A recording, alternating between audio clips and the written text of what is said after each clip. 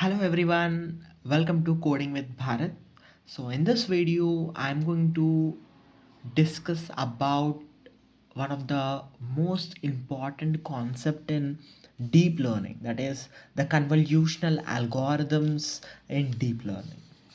So the convolutional algorithms in deep learning mainly refers to the way the CNN, that is the convolutional neural networks, process the data like images, videos, and sometimes audio files. Okay, so the main goal is to learn patterns such as edges, textures, shapes, and objects using small filters instead of looking at the whole input at once. So this is the diagram, the block diagram for the convolutional algorithms in deep learning. So here we have taken an image here. So this is called as input layer, and we have a convolutional layer here, and this is the max pooling layer. So the image is sent through convolutional layer, and then it is sent to the max pooling layer, and then sent to the dense layer, and then the output layer. Okay, so now let's go on to the convolutional neural network. So this is the convolutional neural network, CNN. So these are the input layers, and these layer is called as convolutional layers, and they're also called as the hidden layers, and this is the output layer. So generally the convolution is a mathematical operation where a small filter, also called as a kernel, so it slides over an input image. So coming to the key convolutional algorithms, or we can say the key convolutional steps. The first one is the convolutional layer. The second one is padding. The third one is stride.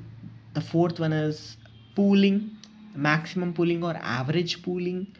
And the fifth one is dilated convolution. And the sixth one and the last one is the depth-wise separable convolution. So now let's delve into each layer. So coming to the first one, that is the convolutional layer. So this layer learns low level features. So low level features like edges in the first layers, and high level features like faces or objects in deep layers. Okay, now coming to padding. So padding is like adding something around the image to keep its size the same after convolution. So it is added around the image. So if this is the image, so this is padding. We are adding something around the image to keep its size the same after convolution. Now coming to stride. So the step size for moving the filter. It means the higher the stride, the output size reduces. If the stride is lesser, output size increases.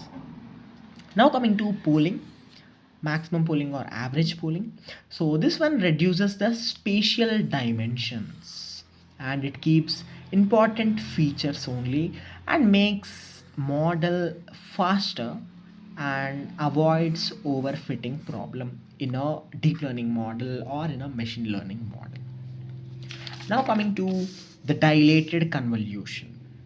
So this one adds gaps in a filter to enlarge the receptive field without increasing the parameter. So simply it enlarges the receptive field that we have in a neural network without increasing its parameters, that is without increasing its parameters.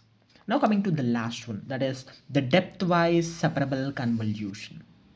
So it is used in models like MobileNet to reduce the computation by splitting convolution into two lightweight steps.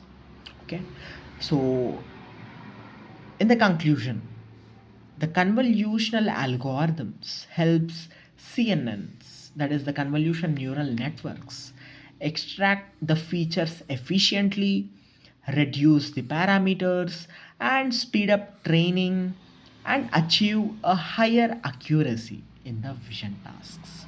So, this is what convolutional algorithms is. Thank you for watching.